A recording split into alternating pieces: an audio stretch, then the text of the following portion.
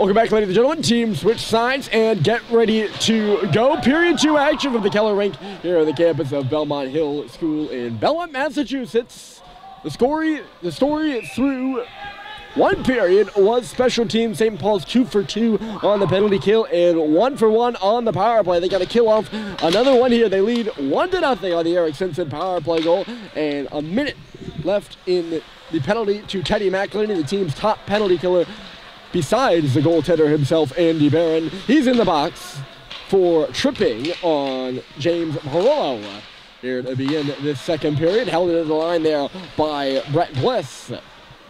Ryan Murphy along with you, a bit under the weather, but happy to have you along in a 1-0 hockey game here from Belmont. The Hilltoppers moving the puck around. Here's Parollo to Bliss. Bliss, a shot deflected in the slot there. In the middle, I believe that was Kazoshin. He wanted a piece of it, and he just chipped it wide. Here's Bliss. Over for Parollo again. Stops up. Bliss, high slot with a shot. And Andy Barron made the save through traffic. Standing in front was Tom Gogan. Or Joe Gogan, I apologize. Two of the brothers on the team. By the way, I believe I pronounced the name wrong in the first, so thanks to Matt Gogan, who's the brother of the two. Here's a deflection again on goal. That was Kazoshin in the slot again. We got a piece of it. This one made it to the goal, and Andy Barron had to make a good save. Bliss now to the middle. Here's Parollo with space. Backdoor feed, and it's stopped by Andy Barron. He robs Ryan McGuire coming across. He had to look behind him, too. Another one sent to the goal, and Andy Barron with the save. Goodness gracious me. Barron coming up big. That's why I said he's the team's best penalty killer. Penalty kill now over for St. Paul's, by the way. SPS allowing an average of about 32 shots a game. And Barron with a save percentage of .947, if I do recall correctly. Got to get all that out. And he leads New England in that category as of this morning. He's a few points up on Dexter goalie Derek Malahi. Or Malahi, I'm not sure if I'm pronouncing that one correctly. But as I was going back to my point, Tom Gogan and Joe Gogan pronounced that wrong in the first. Hold on a moment. Here's Sweet. He just missed Menez on the pass. I think it was just behind him. Maybe he didn't even intend to give it to him. Nonetheless, the net is off. We get a stoppage. But yes, I did pronounce that wrong in the first period, and I appreciate the correction. So I apologize, and going forward, I'll get it right. It's the best way to do it. There's Schubert leaning into the draw. He'll face off against Michael Hayes. The tie-up, and Hayes won it back. A good win by him, and he gave it to Robert Radokia. Radokia was taken down to the ice by Joe Schubert, and it's tipped up the middle by Belmont Hill, right between the wickets of Harrison Sweet and into the zone. Barron will play it aside as charging in there was John High. High took the penalty in the first period. They gave St. Paul's the power play and the goal. And that's where we stand right now, 15:40 on the clock, and it's 1-0. St. Paul's leads it. That puck barely inside the limits of the rink, just off the top of the boards in front of the bench. Clinton finds the puck, a nice connecting pass. Here goes Ty Green. Green in on goal. Stop is made. And a good one at that by Michael Hosworth, with Green coming down on him. What a play by Cooper Flinton, too, at center ice as he was falling to make the pass to Ty Green to burst in on the breakaway. And Michael Hosworth with the checkmate. Again, you got to get all that out. Checkmate. Down the other end, Andy Barron having to make a good save as Brett Bliss had those feet moving around the face-off circle. 15:05 on the clock, still 1-0 the scoring, good chances at either end. Blacklow won the face-off, back for Bliss. We'll just chip it in the corner. Bliss, a very active defenseman, I would say. At least he has been so far in this one. Playing on the top power play unit, coming to the goal here at the side with Blackwell. It's still loose. Blackwell, 2 more jams at it. Loose again between the hash marks. Touchback by Krause to the line. Here's a shot through traffic, and it just goes to the corner. Ricochets up for Bliss again. Look at this puncher. And free in the slot there was Krause, but he had to reach out to get a good tip on that shot. He just barely jabbed at it. In the middle now, it's Kelly. That was a no-go on the play, and Sacklad will just get the puck out. Whew. Good shift by Belmont Hill. They had St. Paul's in desperation in their own end there. Stadheim forced a turnover here. Sackline cutting in low. Sackline centered it in front. And it was intended for Stadheim at the left post. He couldn't pick it up in coverage. Here's Simpson on the wall. Back in low. Sackline will now hustle off for a change as Owen Stadheim handles the puck. Killorn was taking him. Here's Stadheim down to the goal. And a great defensive play by Killorn. It was still loose. Killorn tied up the stick of Owen Stadheim. If he didn't, he would have been free walking parallel to that goal line. And on Michael Hosworth, this game opening up just a bit. Here in the second. Two defensive-minded teams. Belmont Hill has given up, gotta get the 10th right, given up under 25 shots in each of their last 5 games. St. Paul's known for their goals against per game. I'll pull that out of the packet here for you in a moment. Only some of the stats I remember off the top of my head. I don't pretend to have it all memorized. I got cheat sheets. Touched off by Barron, playing the puck for Harrison Sweet. It was turned over in the middle of jab at Kazosian. It was also trickling to Goggin, I apologize. Near the face-off circle here is again Kazosian in for Goggin to the goal, backhand spinorama, and he was stopped by Barron. He had all day to handle that puck, Joe Goggin did. Still loose in the St. Paul's end. Goggin, rather it's Kazosian who fells down. Sweet, who's now without his stick. He's going to pick it up in below the goal line as Belmont Hill works the puck over on the left wall. Jeez, he tried to go to the backhand, then ended up spinning around and still couldn't bury it. Andy Barron lights out as usual. You can see why he is at the top of prep hockey and looking certainly at the top of his game in this one. Keeping Belmont Hill off the board. Dumont with the dump in. It's gloved down by Parolo. Parolo up the middle of the ice here. Ryan McGuire with some space interfered, but there was Stoddard, no penalty. And here comes McGuire. He's got a man driving the cage. That's Griffin in front of the net. McGuire couldn't get it from him. Get it to him.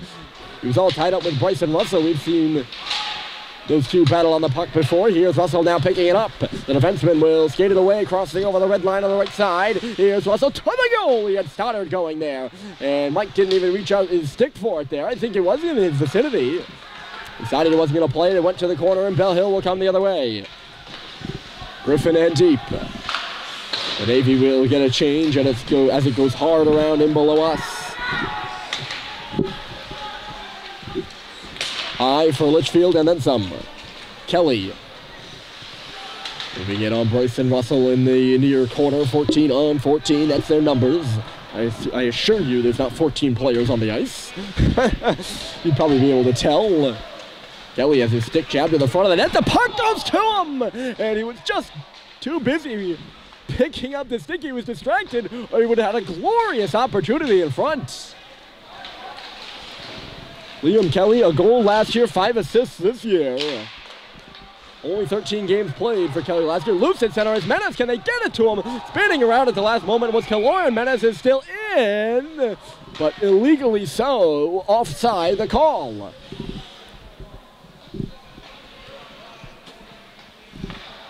Julian Menace got behind the defense there as moving up was Will Killorn just a bit. He's a sophomore from Charlestown, Killorn is. And he just got back to tip the pass at the last moment.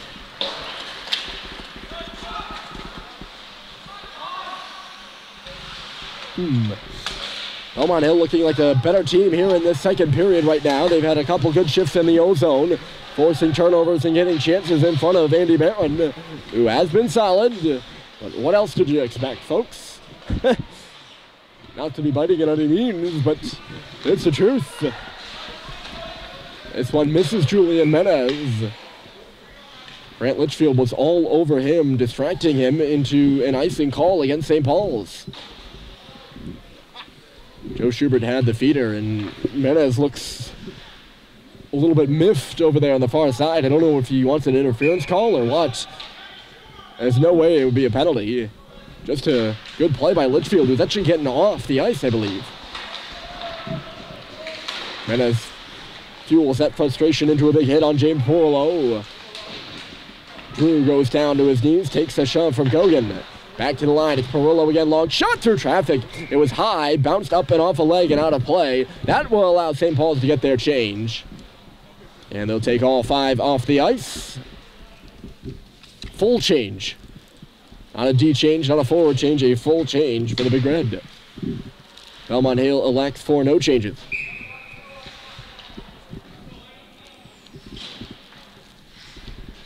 Ty Green versus Ryan McGuire in the face-off circle, and McGuire won it clean. Back to the line, here's Perillo through traffic! Stopped by Barron at the last second. Another big drive, they score! Barron made the first save, but Rodokia had all day coming in from the left point to lean into a big slap shot. As he hit the circle and he just blows it by Andy Barron. Belmont Hill ties the game 1-1. And you really could see that one coming.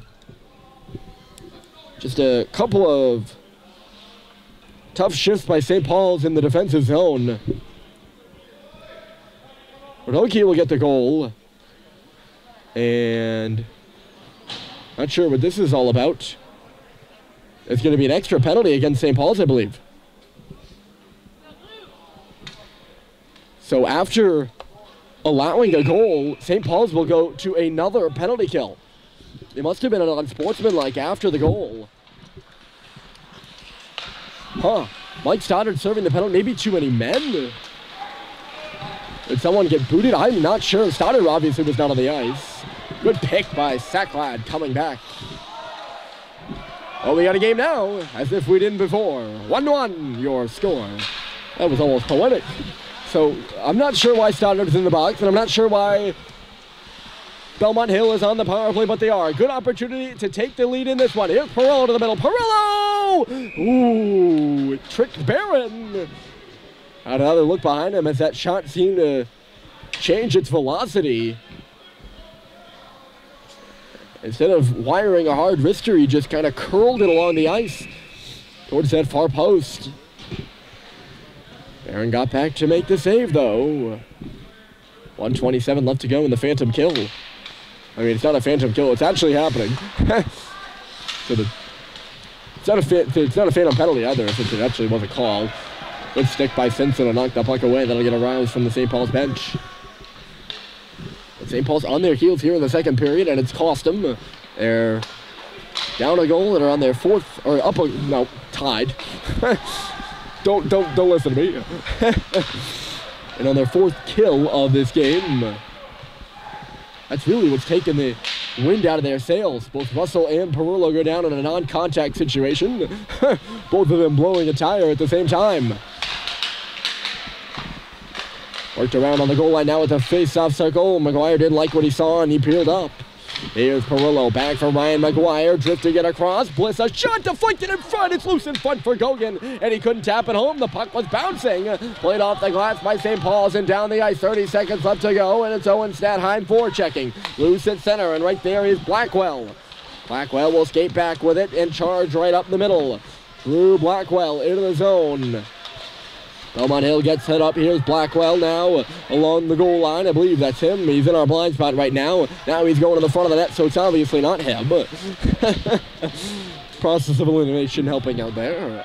5 seconds left to go, and behind the net, this is Blackwell once more, centering it in front. He got the puck back to the line for Perillo. Back for Blackwell into the middle of the ice. Hayes, a little backhander was blocked. Coming around the goal now is Kraus. Kraus to the middle. Good block by Harrison Sweet, who went down and ate a puck. Blackwell to the middle, look out for Kraus. It was knocked away from him by Schubert. And all the way out of the zone she goes, in on Horsworth. Will cover up and make the save with both his defender and Julian Menez for St. Paul's, giving a bit of a slow shower. And there was more Menez than anyone giving that shower, and he's getting an earful from head coach Dan Murphy on the St. Paul's bench right now, all about it. Green fighting it on the wall, some friendly fire there with Flint, and they got in a collision, and that's what ended up impeding the progress of Ty Green, who now jams it to the corner. Green with McGuire in low. John Sacklad comes in to help out. He'll tap it up and around. Diome Deer right back where it came from along the goal line for Green, trying to find some space on this big ice sheet. He's knocked down by McGuire, who's roughed up by Sacklad. But nonetheless, Bell Hill will pick up the puck.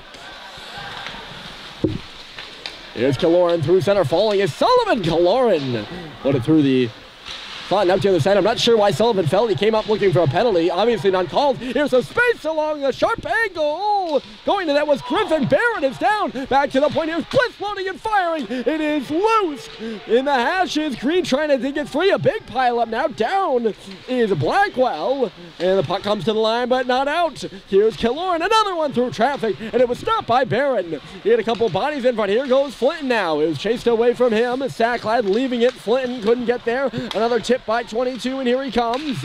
Knocked away from him on the wall. Here's a chance for Bell Hill looking to go the other way. Kelly in a puck race or a foot race with Dumas. He'll go to the corner. Dumas won it and tapped it for his defensive partner, Russell. Dumas just simply had more help there on the play. Here's Stadheim now skating. Stadheim bounced away from him. Dumas coming in to help out. It's dropped for Sacklad in low. Here's John Sacklad to the front. Hit Stadheim up high. Russell with a tap now. Here's Simpson.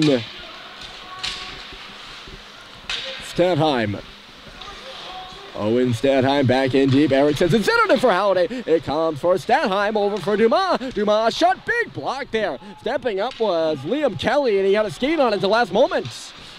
Stadheim is pinched there, and they'll free the puck up. Belmont Hill, it's tipped by Kelly. He's going to go on this left side. Kelly coming in, watched by Russell, and then sent to the net. And charging into Andy Barron. He's been down a couple times tonight.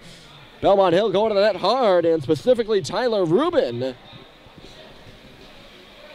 just could not get a stick in on the puck. I think he actually beat the puck to the goal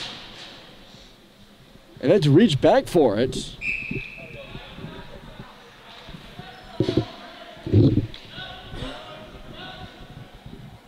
Barron still getting all his commodities together. There we go now. Belmont Hill winning another faceoff. They've been good in the dots. And the shot from Perillo. He's played well for Belmont Hill. James Perillo, 15, 28, 43 career numbers for the defenseman. 5'10", 170, not a large force by any means of the imagination in terms of stature, but a force nonetheless on the ice.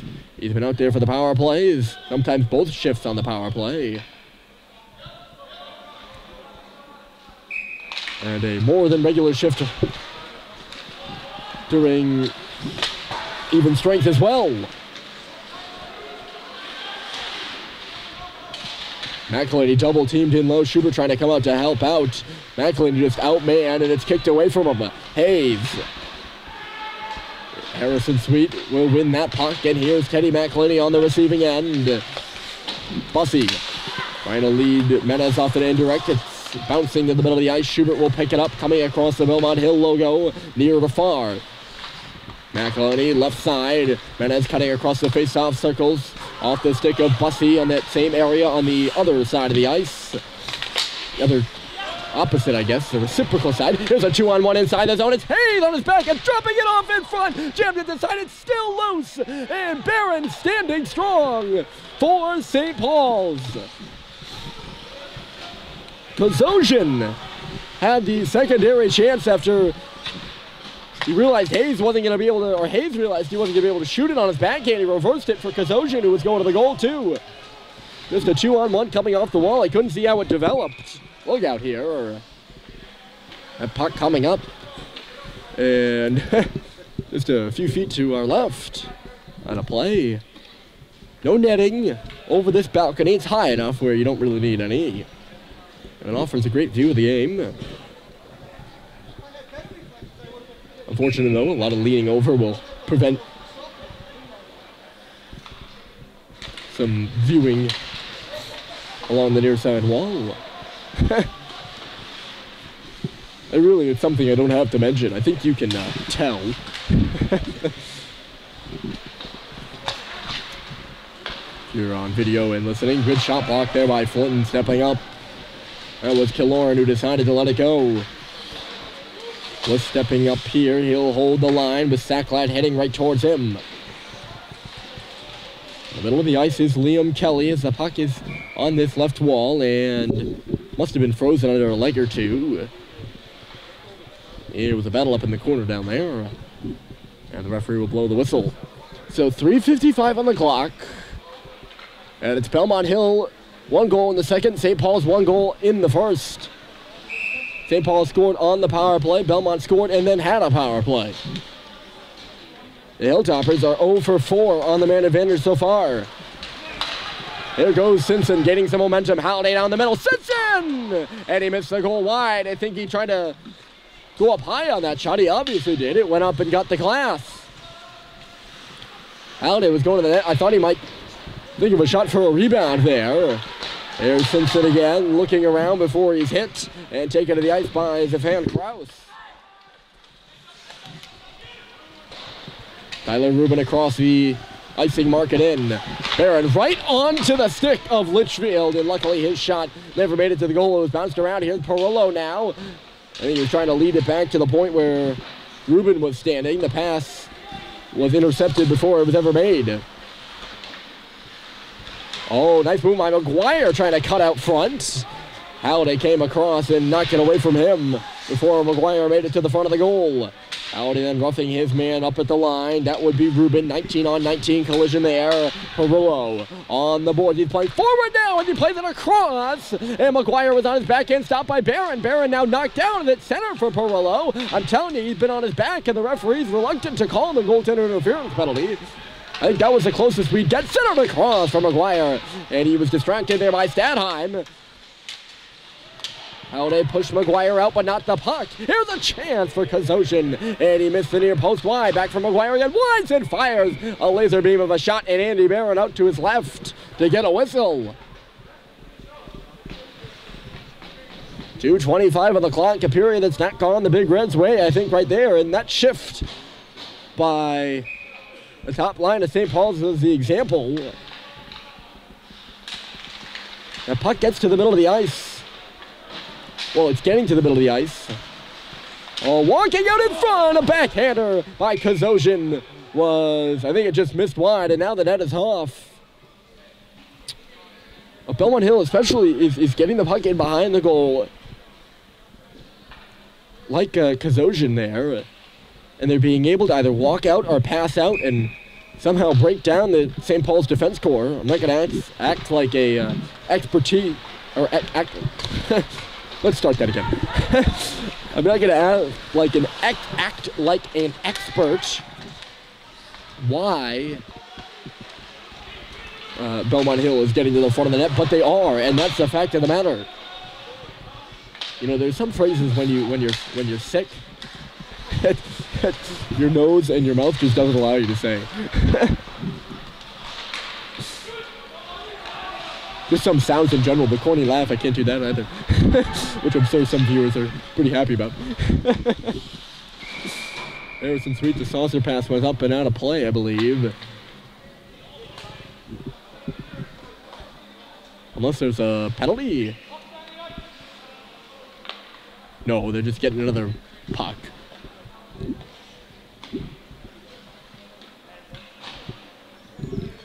Face-off will be in the St. Paul's end. Harrison Sweet took a loud-sounding hit after the whistle there, too. Not enough after the whistle where it would be, you know, terribly dirty to ignite anger between these two teams. There hasn't been much. A shot scores!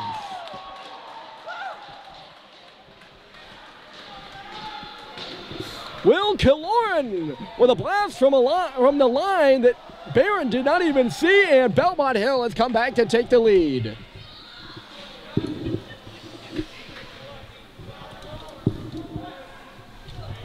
Just a wicked load and fire there by Killoran, and he blasts it by Barron along the ice too.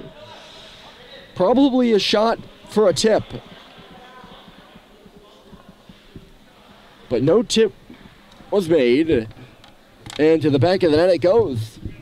So Belmont Hill from down 1-0 is up 2-1 now, and they have outplayed St. Paul's in every aspect of this second period. All of the play taking place down to our left, and the pass from Dumas missed its mark. Icing against St. Paul's. Not a good response from giving up that lead either. So the Big Red will be forced to battle back.